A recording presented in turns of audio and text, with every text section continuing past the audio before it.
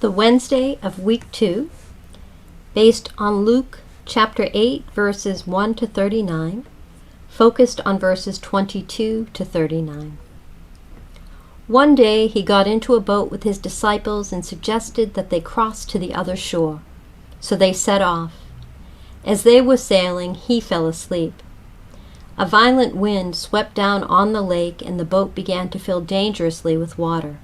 "Master, Master," shouted the disciples, coming and waking him up. "Master, we're lost."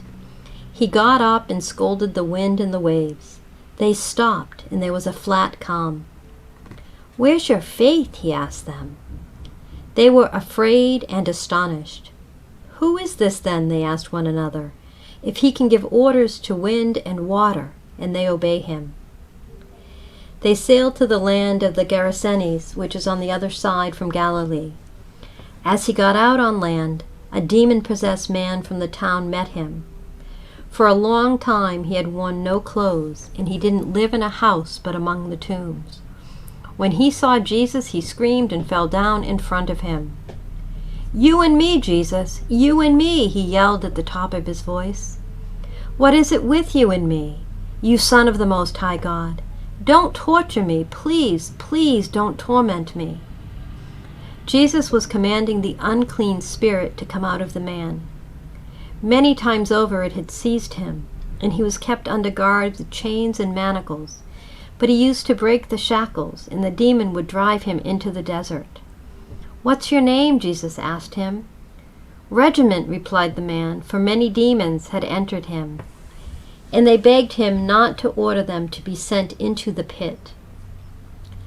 A sizable herd of pigs was feeding on the hillside, and they begged him to allow them to go into them.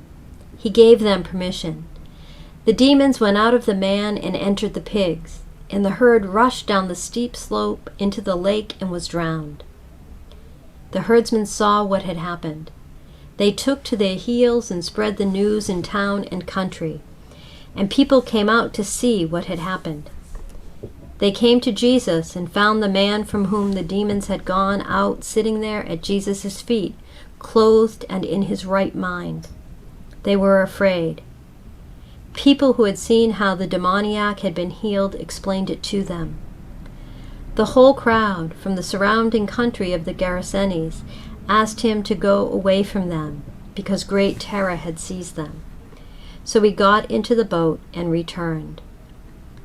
The man who had been demon-possessed begged Jesus to let him stay with him, but he sent him away. "Go back to your home," he said, "and tell them what God has done for you." And he went off round every town, declaring what Jesus had done for him. How do you pray inside a story like that? It's easy enough to imagine yourself on that little boat, tossed this way and that by the sudden storm that sweeps down on the lake. Some may even have experienced a storm like that, and those who haven't can imagine it, or use it as a picture for the times when life is troubled and turbulent, with disasters, horror stories, tragedies, and personal anxieties bearing down on us like 10-foot waves. At times like that, there is no shame in praying, "Master, we're lost." If it seems like Jesus is asleep, then wake him up. That's what the Psalms do after all. Wake up, God. Why are you asleep? Something needs doing around here.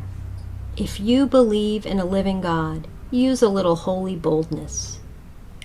Jesus both answers their request and inquires ruefully about their panicky lack of faith. "What came over you? Didn't you trust me?" Answer: "Well, we did, or we wouldn't have woken you up, but I guess we didn't, or we wouldn't have panicked." That seems to me a fair position for a follower of Jesus to be in. But the second half of the story, and Luke, as he often does, put things together because they make a natural set, is harder again.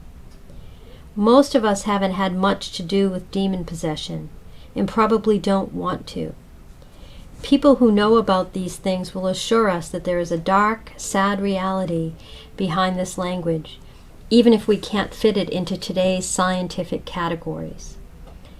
Just because some people go to the other extreme and imagine demons hiding behind every bush, that doesn't mean there isn't a realm of spiritual activity that can only accurately be described in something like those terms. In this instance, and there are reported cases like this today as well, it seems that the poor man in the middle of the story was overwhelmed from within by what he calls regiment, the Roman legion, a troop of 4,000 or 5,000 soldiers, well-equipped, professionally trained killers. Some have speculated that his condition had been brought on by the trauma of seeing soldiers trampling through his country, polluting it with their pagan ways, crushing rebellions with casual brutality. So how do you pray inside a story like that? Today, sit with the scene in front of you for a while and pray for all those who today see violence sweeping through their village or their region. Pray for all those whose anger and fear have turned in on themselves until they have forgotten who they are and can only think of the terrible enemy. Pray for the power of Jesus to dispel the demons, wherever they are, that grip so many people in anger and fear. Ask for wisdom to look into the depths of your own heart and tell Jesus what names are haunting you just now.